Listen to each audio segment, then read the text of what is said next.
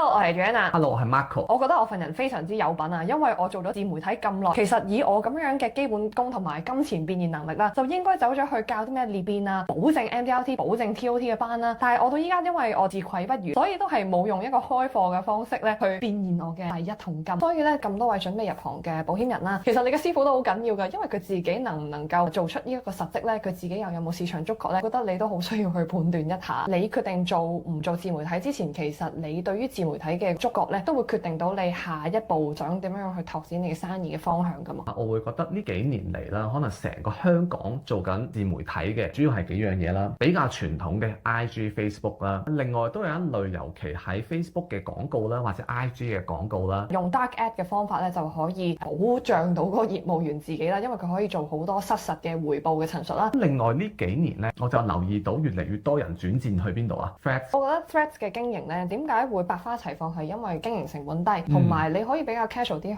去抒發心中所想。我自己認為同埋 Facebook、IG 最大嘅分別就係 YouTube 其實佢掛鈎嘅係 Google 嘅 SEO 啊嘛。我相信大家每一日都會用到 Google 啦，其實佢係一個非常之強大嘅搜索引擎，主宰緊我哋生活嘅每一部分啊。所以同佢掛鈎嘅嘢係一個冇人攞得走嘅嘢。我會覺得而家嘅紅海啦，都係喺 Instagram 嗰度。始終Instagram 係大家日常用得好多嘅一個引擎。先提到咗一個詞語嘅流量，其實我覺得呢個係好得意。我幾乎可以每一日都維持到產出一啲有6-7萬流量嘅咁樣嘅影片啦。每日都有6-7萬人睇到你個樣。